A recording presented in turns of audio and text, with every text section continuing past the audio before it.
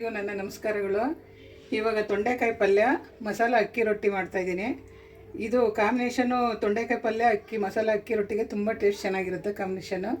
ಅದು ಇವಾಗೆಲ್ಲ ರೆಡಿ ಮಾಡಿ ತೋರಿಸ್ತಾ ಇದ್ದೀನಿ ನೋಡಿ. ಅದಕ್ಕೆ ಬೇಕಾಗಿರೋ ಸಾಮಗ್ರಿಗಳು: ತೊಂಡೆಕಾಯಿ ಒಂದು 1/4 kg ಮೇಲಿದೆ. ಅದಕ್ಕೆ 1 ಟೊಮೊಟೊ ಬೇಕು, 1 ಈರುಳ್ಳಿ ಬೇಕು, 1 8 ಮೆಣಸಿನ್ಕಾಯಿ ತೊಗೊಂಡಿದ್ದೀನಿ, ಸ್ವಲ್ಪ ಕಡಲೆಕಾಯಿ ಬೀಜ, ಸ್ವಲ್ಪ ಕಾಯಿ ತುರಿ, 1 ಮುಕ್ಕಾಲು ಸ್ಪೂನಷ್ಟು ಗರಂ ಮಸಾಲೆ. ಇದು ಮಸಾಲ ರೊಟ್ಟಿಗೆ ಬೇಕಾಗಿರೋ ಐಟಮ್ಸು: ಕಾಯಿ ತುರಿ, ಹುರುಗಡ್ಲೆ, ಒಣಮೆಣ್ಸಿನ್ಕಾಯಿ, 2 ಹಸಿಮೆಣ್ಸಿನ್ಕಾಯಿ, 2 ಈರುಳ್ಳಿ, ಕೊತ್ತಂಬರಿ ಸೊಪ್ಪು. ಇವಾಗ ತೊಂಡೆಕಾಯಿ ಪಲ್ಯಕ್ಕೆ ನಾನು ಆವಾಗಲೇ ಹೇಳಿದ್ನಲ್ಲ, 1 7-8 ಮೆಣಸಿನ್ಕಾಯಿ, ತೆಂಗಿನ ತುರಿ ಹಾಕ್ಕೊಂಡಿದ್ದೀನಿ.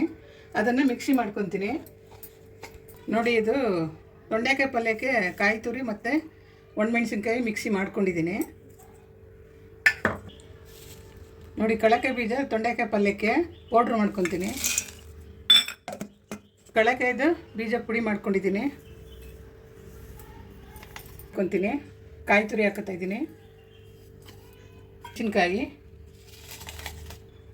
ಮೆಣಸಿನ್ಕಾಯಿ ಹೇಳಿದ್ದೀನ. ಹುರುಗಡ್ಲೆ ನೋಡಿ. ಈಗ ಮಸಾಲೆ ರೊಟ್ಟಿಗೆ ಹುರುಗಡ್ಲೆ, ಒಣಮೆಣ್ಸಿನ್ಕಾಯಿ, ಕಾಯಿ ತುರಿ ಹಾಕ್ಕೊಂಡು ಮಿಕ್ಸಿ ಮಾಡಾಗಿದೆ.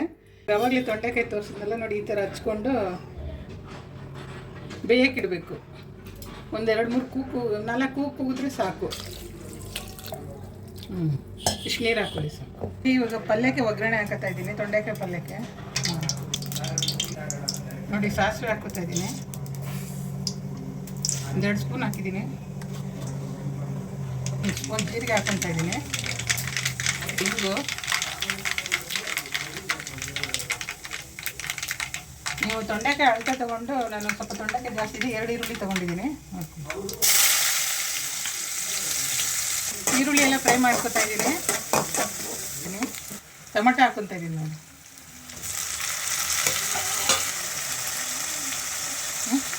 ಸ್ವಲ್ಪ ಬೇಯಕ್ಕೆ ಉಪ್ಪು ಹಾಕ್ಕೊತಾ ಇದ್ದೀನಿ ನೋಡಿ. ತೊಂಡೆಕಾಯಿ ಕುಕ್ಕರ್ 4 ಸಲ ಕೂಗಿಸ್ಕೊಂಡಿದ್ದೀನಿ, ನೀರು ಬಸ್ತು ಎತ್ಕೊಂಡಿದ್ದೀನಿ. ಇವಾಗ ಫ್ರೈಗೆ ಹಾಕ್ತಾಯಿದ್ದೀನಿ ನೋಡಿ.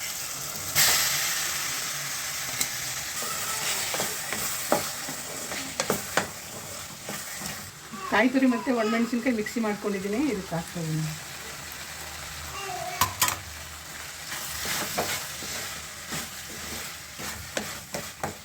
ನೋಡಿ. ಗರಂ ಮಸಾಲ ತೊಗೊಂಡಿದ್ದೆಲ್ಲ ಅದನ್ನು ಹಾಕ್ತಾಯಿದ್ದೀನಿ.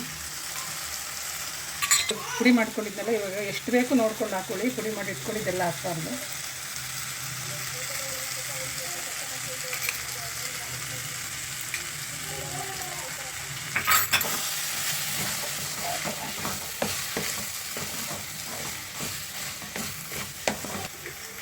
ಅವಾಗಲೇ ಒಂದು ಸ್ವಲ್ಪ ಉಪ್ಪು ಹಾಕ್ಕೊಂಡಿದ್ದೀನಿ ಫ್ರೈ ಮಾಡುವಾಗ. ಇವಾಗ ಒಂದು ಸ್ವಲ್ಪ ಹಾಕ್ಕೊತಾ ಇದ್ದೀನಿ, ನೋಡ್ಕೊಂಡು ಹಾಕ್ಕೊಳ್ಳಿ ನೀವು. ತೊಂಡೆಕಾಯಿ ಪಲ್ಯ ಎಲ್ಲ ರೆಡಿ ಆಯಿತು.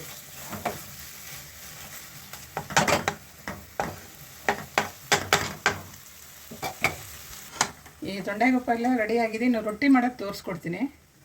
ಅಕ್ಕಿಟ್ಟು ರೊಟ್ಟಿ ಮಾಡೋಕ್ಕೆ ತಗೊತಾ ಇದ್ದೀನಿ. 1 ಹಾಕ್ಕೊಂಡಿದ್ದೀನಿ. ಇವಾಗ ಇದು 2 3 ಕಪ್ ತೊಗೊಂಡಿದ್ದೀನಿ. ಈ ಕಪ್ಪಲ್ಲಿ ನೋಡಿ, ಮೆಣಸಿನ್ಕಾಯಿ, ಕಾಯಿ ತುರಿ, ಹುರುಗಡ್ಲೆ ಹಾಕಿರೋದು ಹಸಿಟ್ಟು ಹಾಕ್ಕೊತಾ ಇದ್ದೀನಿ. ಕೊತ್ತಂಬರಿ ಸೊಪ್ಪು ಹಾಕ್ಕೊತಾ ಇದ್ದೀನಿ. ಇದು ಹಸಿಮೆಣ್ಸಿನ್ಕಾಯಿ 1 2 ಕಟ್ ಮಾಡ್ಕೊಂಡಿದ್ದೀನಿ, ಅದು ಹಾಕ್ಕೊತಾ ಇದ್ದೀನಿ. ಈರುಳ್ಳಿ,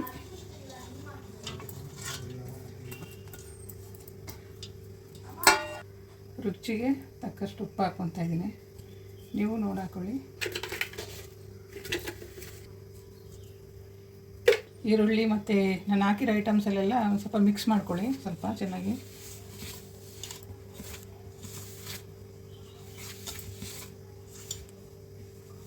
ನೀರು ಕುದಿಸೋದಿಲ್ಲ, ಇದು ಜಾಸ್ತಿ ನೀರು ಕುದಿಸ್ಬೇಡಿ. ಬಿಸಿ ಕೈಗೆ ಮುಟ್ಟಿದ್ರೆ ಬಿಸಿ ಇದ್ದರೆ ಸಾಕು. ಇದಕ್ಕೆ ಎಷ್ಟು ಬೇಕು ಅಷ್ಟು ಹಾಕ್ಕೊಂಡು ಕಲಿಸ್ಕೊತೀನಿ.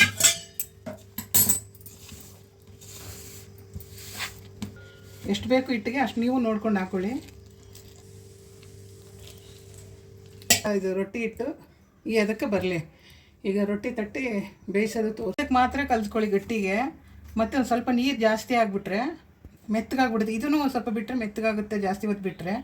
ಅದಕ್ಕೆ ಅದಕ್ಕೆ ಗಟ್ಟಿಯಾಗೆ ಕಲಿಸ್ಕೊಳ್ಳಿ. ಒಂದು ಸಮಕ್ಕೆ ಬಿಸಿನೀರು ನಾನು ತೋರಿಸಿದ್ನಲ್ಲ, ಅದಕ್ಕಿಂತ ಇನ್ನೊಂದು ಸ್ವಲ್ಪ ಬಿಸಿ ಮಾಡ್ಕೊಂಡಿದ್ದೀನಿ ನೋಡಿ, ನೀವು ಮಾಡ್ಕೊಳ್ಳಿ ಹಂಗೆ. ನೋಡಿ ಒಂದು ಅಳತೆ ಇಷ್ಟು ದಪ್ಪ ತೊಗೊಂಡ್ರೆ ರೊಟ್ಟಿ ತಟ್ಟಕ್ಕೆ. ನೋಡಿ ತಟ್ಟು ತೋರಿಸ್ತೀನಿ.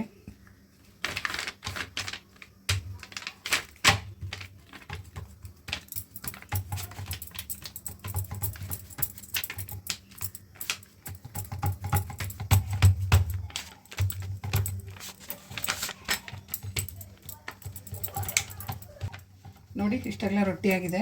ಈಗ ಕಲ್ ಮೇಲೆ ಹಾಕ್ತೀನಿ. ನೋಡಿ ಇಲ್ಲಿ ಕಲ್ ಮೇಲೆ ಹಿಂಗೆ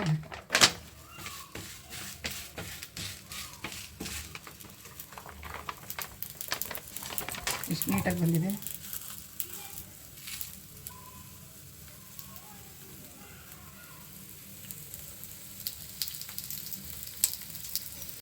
ನೋಡಿ ಇವಾಗ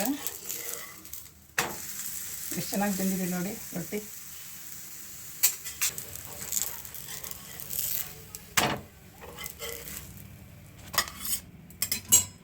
ನೋಡಿ ಮಸಾಲ ರೊಟ್ಟಿ ರೆಡಿಯಾಗಿದೆ. ಇದ್ರ ಜೊತೆಗೆ ತೊಂಡೆಕಾಯಿ ಪಲ್ಯನೂ ರೆಡಿಯಾಗಿದೆ. ನೋಡಿ ತೊಂಡೆಕಾಯಿ ಪಲ್ಯ ಅಕ್ಕಿ ರೊಟ್ಟಿ ತುಂಬ ರುಚಿಯಾಗಿರುತ್ತೆ. ನೀವು ಒಂದ್ಸಲ ಟ್ರೈ ಮಾಡಿ. ಈ ವಿಡಿಯೋ ನಿಮ್ಗೆ ಇಷ್ಟ ಆಗಿದ್ರೆ ಲೈಕ್ ಮಾಡಿ, ಶೇರ್ ಮಾಡಿ.